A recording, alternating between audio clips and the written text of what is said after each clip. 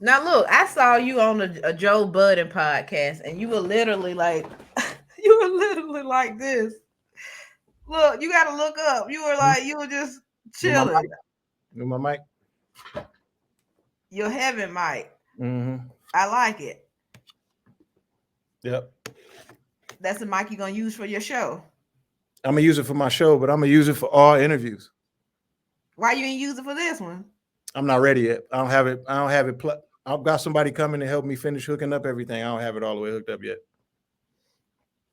Look, I want to Um, update. We want to update. Where's this? Where's this slaughterhouse situation at right now? And your two other members, Joel, Crook, they put out an album. You and Joe wasn't happy about it. Of course, Joe's retired. I caught Crook on a interview. I think it was about a month ago, and he basically said he got love for you. And he talked to you a couple of times, but as far as Joe, he wanted to leave him out of business. He's retired. He said he doesn't even want to do business with him anymore. And so, yeah. So where are y'all right now with this? I mean, everything hashed out, everything good, or I mean, releasing the album is kind of hashing it out. mm-hmm. You know what I mean? Like, it's not really nothing else to hash out from there. It ain't never no beef. It can't be no beef. So I mean, they made they made a decision. And it's just unfortunate because now we can't do the things with the brand that we wanted to do, that we had plans to do. It's unfortunate. I felt the way about it for a minute, but whatever. You know what I mean? Just we move on from it. I'm not tripping. So what was the idea gonna be? Because if Joe's retired, were you guys supposed to come back together and do an album without him, or I Joe, mean, Joe's not. He's retired, but Slaughterhouse is a brand that he's part owner of. That's one of mhm, the things. That's one of the few things like in this whole shit that we actually own. You know what I mean? mhm, So Joe was more than ready to come back rapping with Slaughterhouse. He wasn't gonna do any more solo albums, but mhm. he was more than ready to come back and rap with Slaughterhouse. And Crook and Joel, they both know that. You know what I mean? Like we had a number of Zoom calls, and like we talked about it. We were making plans, and it's not just about the rapping. It's a whole bunch of things that we could have did with the brand, and we were talking about. We were talking about relaunching the merch. We were Mhm. talking about just relaunching the site. Period. You know, um, we regained control and ownership of a lot of previous masters, mainly the very first album that we did on Koch E1. Mhm. Um, we got back control of that one. So there was like there's probably $2 to $5 million that got left on the table. Wow. So when they did what they did, they just blindsided me, and I just felt the way about they blindsided me and Joe, but I Mhm. felt I felt a way about it with Crooked mostly because me and Crook was the closest out of everybody.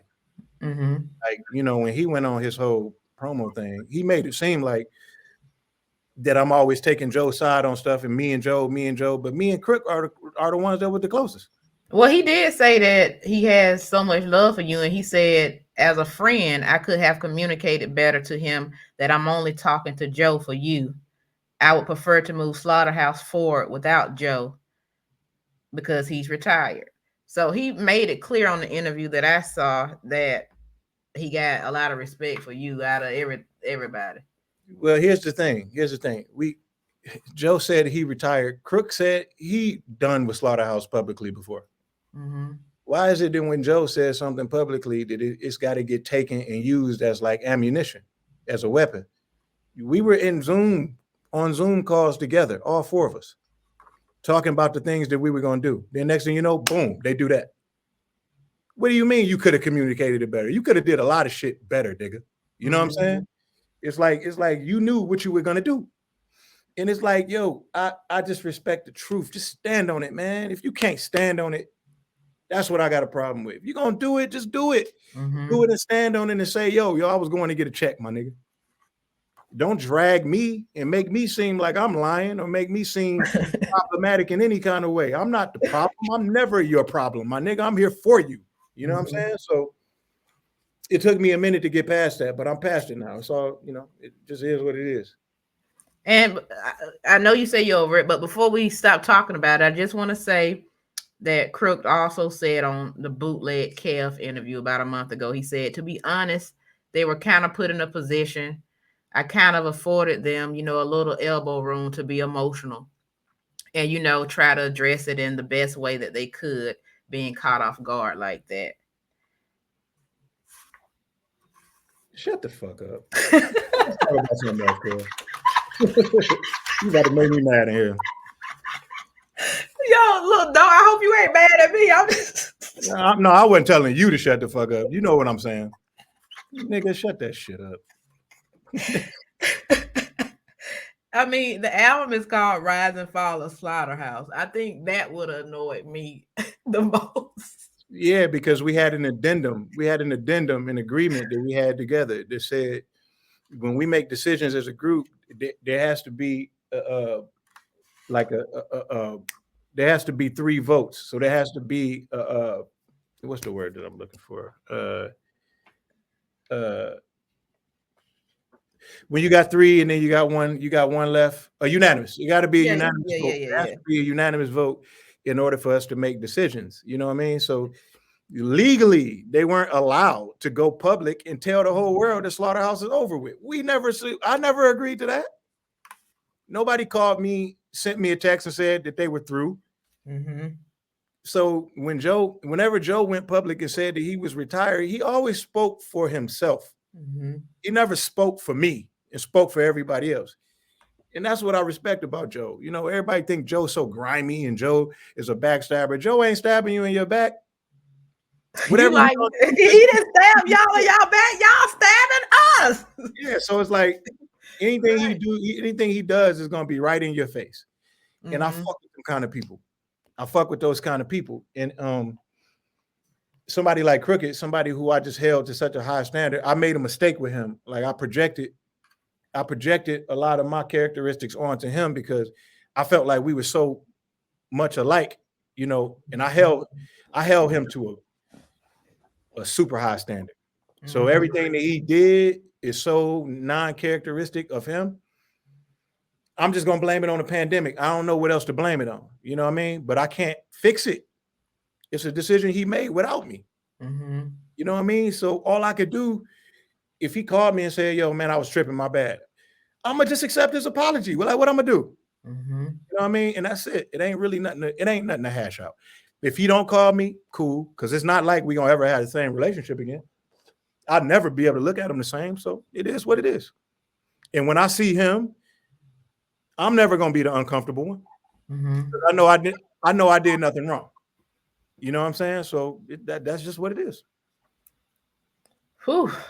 I've been there before with friendship, and I know why it means so much because I did hear you say at one point, you said it was three different things. It was a group assignment, a friendship part, and a business part. Mm-hmm. So it was a lot of little moving parts to what y'all had going on. Mm-hmm.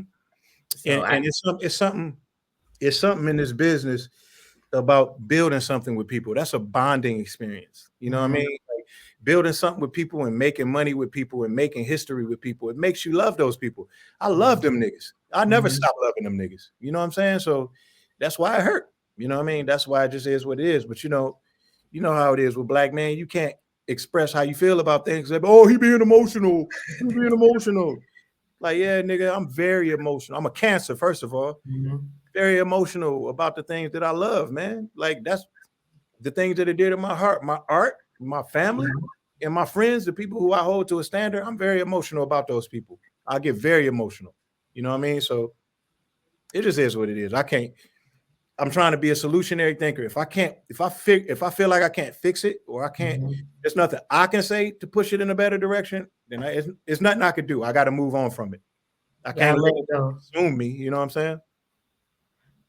Well, I want to tell people right now, while we're at this point, if you haven't already, don't be petty. Make sure you hit that like, thumbs up button. Go ahead and hit it. Make sure you subscribe to Kera Dangerous Talk if you haven't already. I'm here with Royce the 5'9". Just spoke about Slaughterhouse. So I have to ask you, is it even worth being in a group? Because back in the day, people used to say you got to split your money in all these different ways. Then you got so many people that can change their minds on things at a drop of a dime. Mm, Like, I is think it worth it? I think that's a good question, but I mean, yeah. I mean, it was worth it for me. I can't speak for other people in groups. Mm-hmm. It was worth it for me, even with the bitter end, the way that it ended. I mean, it's just fucked up, but it was still worth it. I mean, I wouldn't go back and change anything. I mean, I still love them for what they helped me do. Mm-hmm. I never want to lose sight of that. You know what I mean? I Mm-hmm. never want to sum a motherfucker up by some shit that he did at the very end. You know what I mean? And that kind of represents our entire, relationship. I'm not gonna do that. Yeah, So it's like some of my past relationships. Like, I hate this bitch. Like, I don't know. Sometimes people can do something that just makes you hate the whole situation. But then, yeah, you have to find that quiet place and you have to find that good place in your heart to say, no, everything happens for a reason. There's a lesson in everything and kind of smooth things over. So I definitely feel you when it comes to that. yeah, everybody can't go. Everybody can't go where you're going. You know what I mean? Sometimes God just does inventory, you know, Yes. start sorting shit out, and placing people where they belong.